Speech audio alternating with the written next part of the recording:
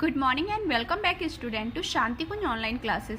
So student, in previous lecture we learned about sound and we discussed there some topics like types of sound, musical instrument, wind or reed instrument and percussion instrument, sound produced by human, characteristic of sound and sound needs a medium for propagation. Today we discussed about sound need air for propagation, यानी sound को प्रसार होने के लिए year की ज़रूरत होती है. Take a metal glass, make sure it is dry, place a mobile in it. एक मेटल का ग्लास लीजिए और वो सूखा होना चाहिए. अब इसमें एक मोबाइल रखिए. Ask your friend to give a ring on this mobile from another mobile, listen to the ring carefully. अब आप उसमें अपना मोबाइल रखिए, अपने दोस्त से कहिए कि अब आप इसमें एक रिंग दीजिए, मतलब कॉल कीजिए. Now surround the rim of the glass with your hand, put your mouth on the opening between your hand. अब क्या कीजिए, उस ग्लास के ऊपर रिम की तरफ अपना हाथ रखिए, उसे मुंह के पास तक ले जाइए.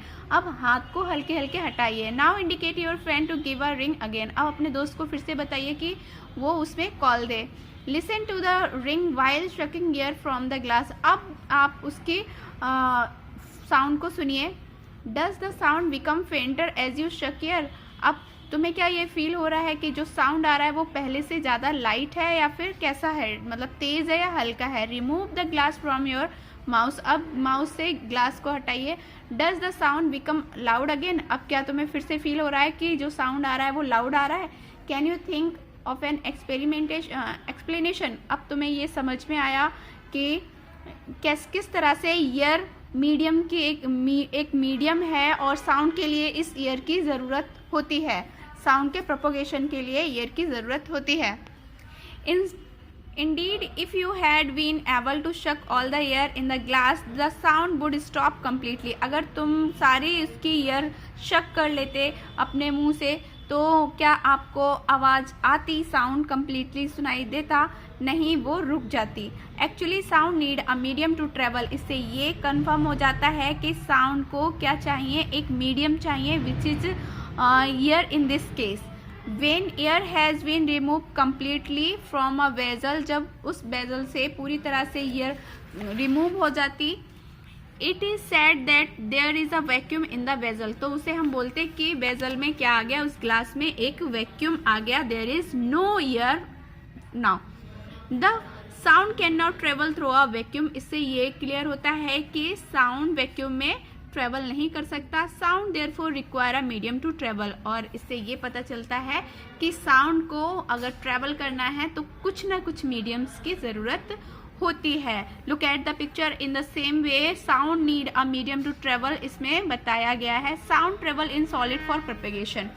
फर्स्ट हो गया एयर. सेकेंड है साउंड को क्या चाहिए, सॉलिड में भी वो कैसे प्रोपेगेट करती है. Let study. Put your year to one end of the long wooden or metallic table. Ask your friend to tap softly or stretch on the other end of the table. Can you hear the sound? अपने कान पे एक हाथ रखिए और उसमें क्या लीजिए, एक लंबा सा कोई लकड़ी का टुकड़ा लीजिए और उसे मेटेलिक टेबल के पास में रखिए. अपने दोस्त को कहो अब उस टेबल को थोड़ा सा खिसकाने के लिए. You can hear the sound. आपको अब एक साउंड सुनाई देगा. We will be able to hear your friend tapping और स्क्रैचिंग डेस्क वेरी क्लियरली. जो दो आपके फ्रेंड ने जो टेबल को खींचा है वो उसकी आवाज़ आपको अब क्लियरली सुनाई देगी. We find that sound can travel through wood और मेटल. तो इससे हमें ये पता चलता है कि साउंड लकड़ी हो या मेटल हो, सब में ट्रेवल कर सकती है. In fact sound can travel through any solid. तो इससे ये भी पता चलता है कि साउंड किसी भी सॉलिड में भी ट्रेवल कर सकती है. We can perform interesting activities to show that sound can also travel through string. तो आप बहुत सारी एक्टिविटीज़ भी कर सकते हैं जिससे ये क्लियर हो जाएगा कि साउंड सॉलिड में ट्रेवल कर सकती है. Sound travel in liquid for propagation. अगर अब हम क्या करेंगे, साउंड वाटर में प्रोपोगेट कर सकता है ये नहीं, ये प्रूफ करते हैं. Take a bath tub. एक बाथ टब लीजिए. Fill it with clean water. साफ पानी से भरिए. Take a small bell in one hand. एक छोटी सी घंटी लीजिए अपने हाथ में. Shake it well inside the water to produce sound, और इसे क्या कीजिए, पानी में अच्छे से शेक कीजिए। Make sure that the bell does not touch the body of the tub, और ये याद रखना कि वो टब को टच ना करे। Now place your year gently on the water surface, अब अपने कान को वाटर सरफेस के पास तक लाइए। You can hear the sound of the bell, अब आपको बेल का साउंड सुनाई देगा। Does it indicate the sound can travel through liquid, इससे आपको ये पता चलेगा ना कि साउंड वाटर में भी या लिक्विड में भी ट्रेवल कर सकती है। We will be able to hear the sound clearly. This shows that sound can travel through liquid also. इससे ये हमें क्लियर हो जाएगा कि साउंड लिक्विड में भी ट्रेवल कर सकती है। Thus we find that sound require a medium to travel. इससे ये कंफर्म हो जाता है कि साउंड को एक मीडियम की ज़रूरत होती है ट्रेवल करने के लिए। Either this is solid, liquid और गैस, कुछ भी हो सकता है। How we hear the sound, हमें साउंड कैसे सुनाई देता है। We hear the sound through our ear, हमें अपने कानों से साउंड सुनाई देता है। Our ear are sensory organ, हमारे कान क्या है, सेंसरी ऑर्गन है। That help us to hear sound, और जो हमें साउंड सुनने में मदद करते हैं। Only one of its part can be seen and felt by us, केवल एक ही पार्ट हमें इससे दिखाई देता है जिसको, और इसे ही हम फील कर सकते हैं। The rest of the delicate ear is buried deep inside the skull, और बाकी का हमारे कान का पोर्शन जो है वो अंदर हमारी स्कल के अंदर रहता है। Look at the picture of the ear, this is a human ear picture. In this picture we show clearly about our whole ear, तो ये दिस इज आउटर पोर्शन, ये जो कि हम लोग क्लियरली देख पाते हैं, और जो इनसाइड रहता है वो कौन सा पोर्शन है, ये पोर्शन है। इसमें देखिए क्या, ये जो बाहर का पोर्शन है इसे पिन्ना बोलते हैं, और ये जो एक इस तरह से जो जा रही है एक कैनल टाइप का, इसे ईयर कैनल बोलते हैं। फिर ये इसके अंदर का पोर्शन है, इसे इनर ईयर बोलते हैं। एंड फिर ये है मिडिल ईयर, ये मिडिल ईयर रहता है। फिर है स्टर्चियन ट्यूब, इस ट्यूब के थ्रू ये हमारा अंदर स्कल्स में रहता है। हमें कोई भी साउंड जब भी आती है वो हमें यहाँ से होते हुए अंदर तक जाती है, तब उसे फील कर पाते हैं। The shape of the outer part of the year is like a funnel, तो जो शेप रहता है आउटर पार्ट हमारी ईयर का वो फ्यूनल टाइप होता है। The outer ear catches sound and send it to the middle ear, जब हमारा आउटर पार्ट जो होता है वो साउंड को कैच करता है और मिडिल ईयर तक लेकर आता है यहाँ तक। The middle year has the ear drum, और ये मिडिल ईयर में एक ईयर ड्रम होता है। When the sound fall on the ear drum, जब साउंड ईयर ड्रम पर गिरती है, इट स्टार्ट वाइब्रेटिंग, और ये वाइब्रेट करने लगता है। This vibration pass into the inner ear, और फिर ये वाइब्रेशन, ये जो इनर ईयर दिख रहा है उसके बाद में यहाँ से पास होता है, यहाँ से गुजरता है।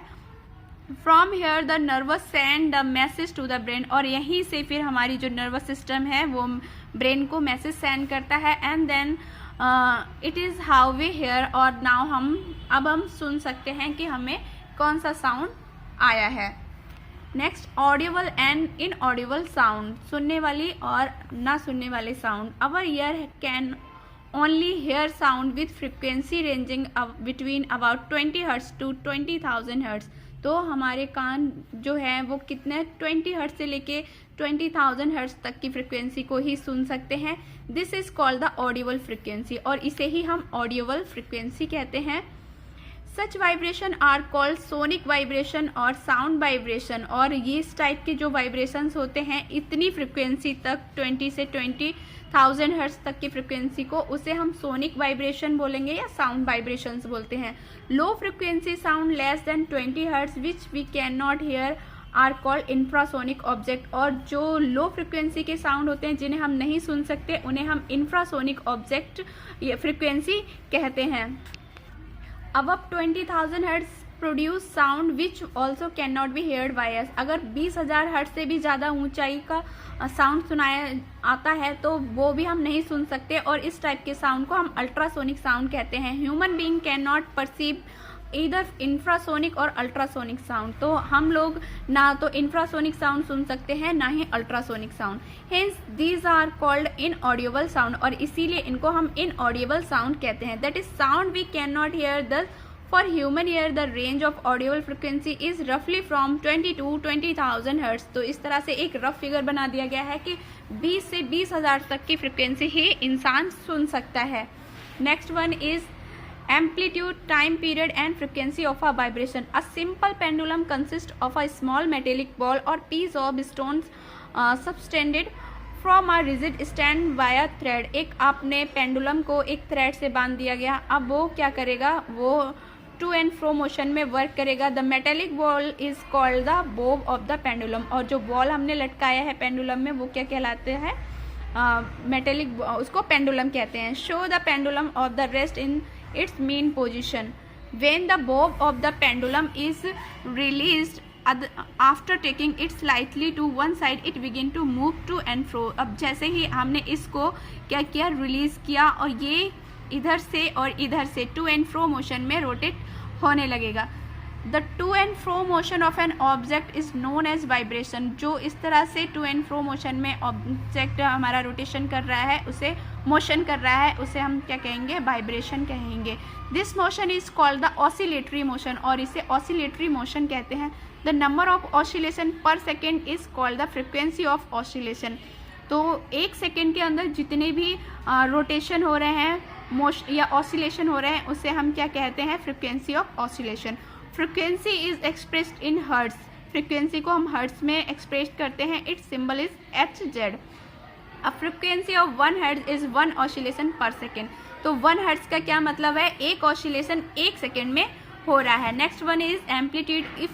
If you give the ball a small push, the oscillation of ball about the control position are small. जब आपने क्या किया, एक थोड़ा सा इसमें धक्का दिया या पुश किया तो ऑसिलेशन स्टार्ट हो जाते हैं. If you give the ball a stronger push, अगर आपने एक जोर से पुश किया है, द ऑसिलेशन आर लॉन्गर, तब ऑसिलेशन कैसा होगा, लंबा होगा. Look at the picture.